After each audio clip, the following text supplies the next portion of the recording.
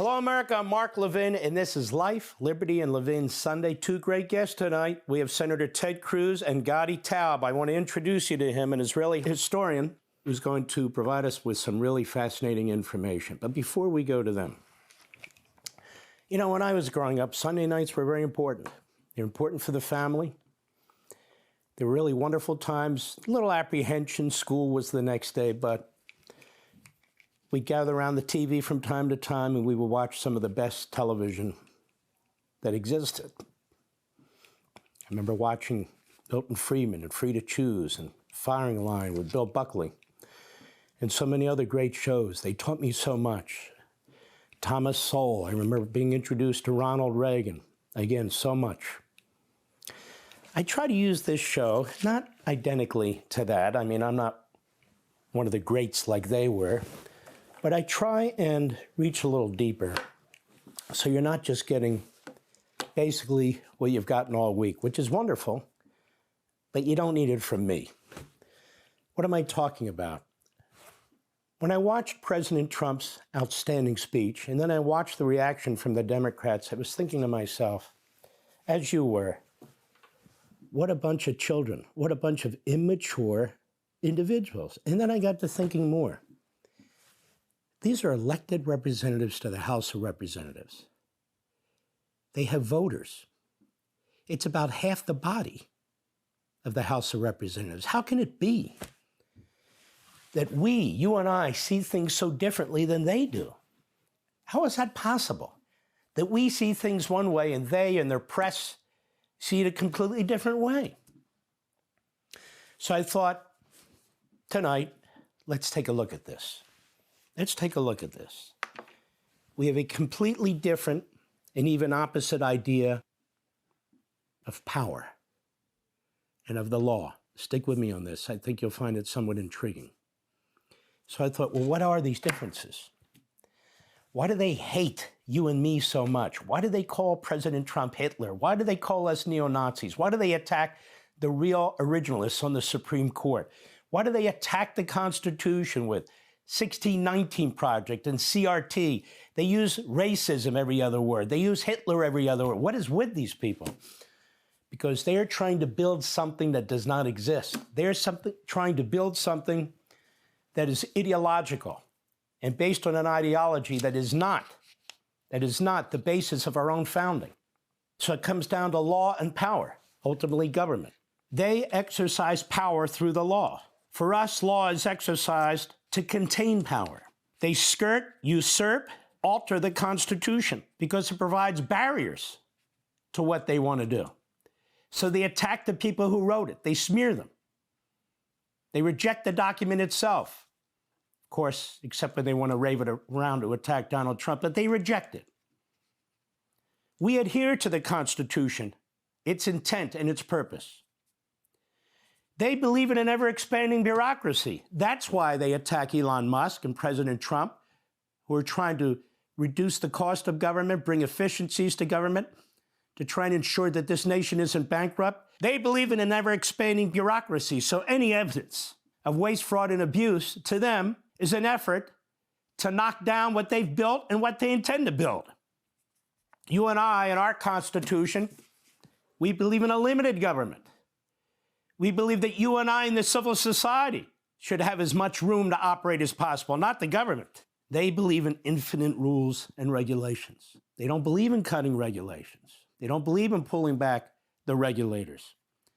You and I, we believe in minimal red tape, that the individual, the entrepreneur, the innovator, the developer, the producer, people should be free within a big circle of freedom to operate and function. They believe in infinite rules and regulations to coerce, to control, and to decide what people should be doing. For them, the law becomes the source of power, so they have to usurp and skirt the Constitution, which is a document that divides powers. But they want power. The more power, the more good they think they can do in a perverse way. The more they can do, the more power they can get, the more laws they can pass, the more regulations they can issue. We believe the law exists to maintain and nurture the civil society that we live in. Not to empower the government to devour the civil society, but to maintain and nurture the civil society. They believe the law empowers the few in the name of the many. The ruling class, Washington, D.C., the bureaucrats. We're a massive nation, vast resources, a diverse people with all kinds of backgrounds and interests and so forth and so on. But they believe the law empowers a relative few, the ruling class primarily, in the name of all of us. We believe the law protects the many, the people, against the few. See, we have completely divergent viewpoints. They believe the law is made and laid down by man and a relative few men. By that I mean the people who are in power. This is critical. We believe the origin of law is transcendent, eternal, universal. They believe man lays down the law, that it is the brainchild of men.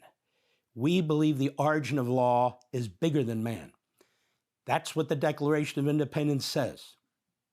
The laws of nature and nature's God. Talks about the divine and the creator. Doesn't matter what religion you hold, doesn't matter what faith you are, doesn't matter if you hold any. The origin is bigger than we, the people. It's bigger than mankind. That's not what they believe. They believe the world begins today, and they're in charge. They're in Congress, or they have the presidency, or they have the courts. And they make the law today, and they lay it down, the law, and the law is the law because they say it's the law.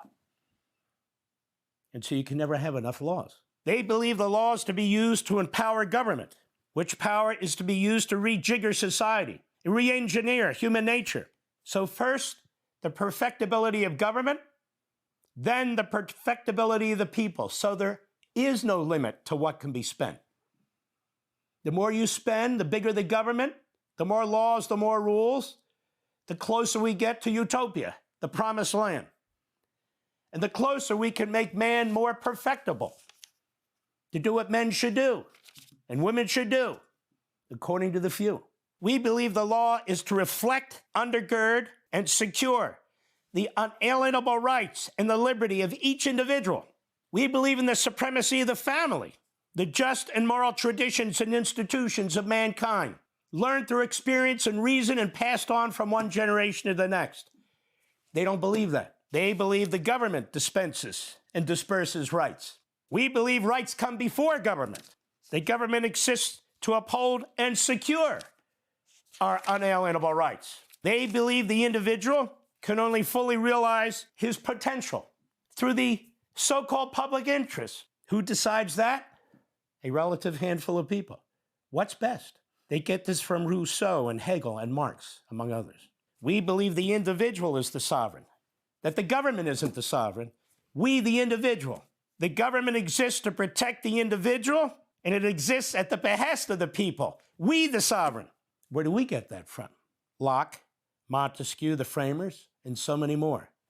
They believe a divided government with separation of powers, as our Constitution provides, is a dysfunctional government, incapable of serving the needs of a quickly evolving modern country.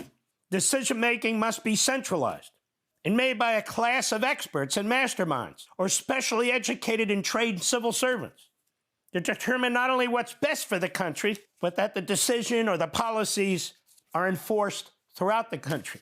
Woodrow Wilson and many of the early scholars, late 1800s and early 1900s, of the so-called progressive movement, the early American Marxists, this is what they preached. We believe a divided government with separation of powers, as Montesquieu argued, as Locke argued, and Aristotle argued, is best suited to protect the rights and the liberties of the individual, their free will, and the knowledge, experience, and expertise that flows from their interactions into the whole of society. So the pieces make the whole. The whole doesn't control the pieces.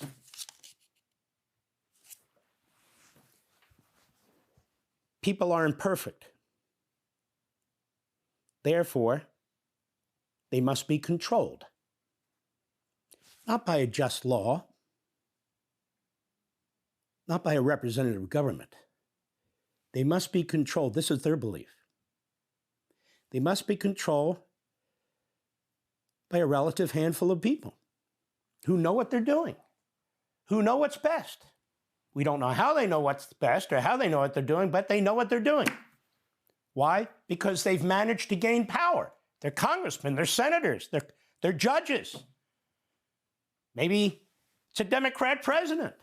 They know better. They know what they're doing, and they have input from masterminds, academia, so-called scientific experts. Not the rabble, not the people, the so-called masses, the workers. It's interesting, the party of the bourgeoisie proletariat narrative, Marxism. The bourgeoisie, the wealthy, the managers, the proletariat, the workers, the less wealthy. Actually, they have their own notion of Marxism, but they just don't realize it. It's not an economic or material form of Marxism. It's a power form of Marxism. That is, a managing handful of elites, self-appointed, self-aggrandizing elites, manage we the people, the proletariat. Think about that. We believe that people are also imperfect. Therefore, more power in the hands of fewer and fewer imperfect people is tyranny. Is tyranny. The concentration of imperfection creates tyranny. People become power hungry. It is an opportunity for evil people to do evil things. So when you look at what took place on the floor of the House of Representatives when Donald Trump gave that fantastic speech, you're watching the Democrats, you were disgusted. But these people, despite their clownish behavior, despite their little signs, despite their ignorance, they are very serious people. They are power hungry. They are power hungry people. That's why they're furious. That's why they're angry. They don't believe they should lose elections. That's why they've created permanent parts of the government that are bigger than the elected parts, the bureaucracy. That's why they appoint people to the bench who believe they should be more powerful than the President of the United States. And so we have these activists, federal district judges, appellate judges, and a handful of Supreme Court judges. They reject the American system. They embrace an alien system, an alien ideology, an alien notion of good versus evil, an alien notion of what power should be and what it shouldn't be, and an alien notion of a just law. That's why they're angry. That's why they act out. That's why this past election was so crucial, was existential. And that's what we're up against.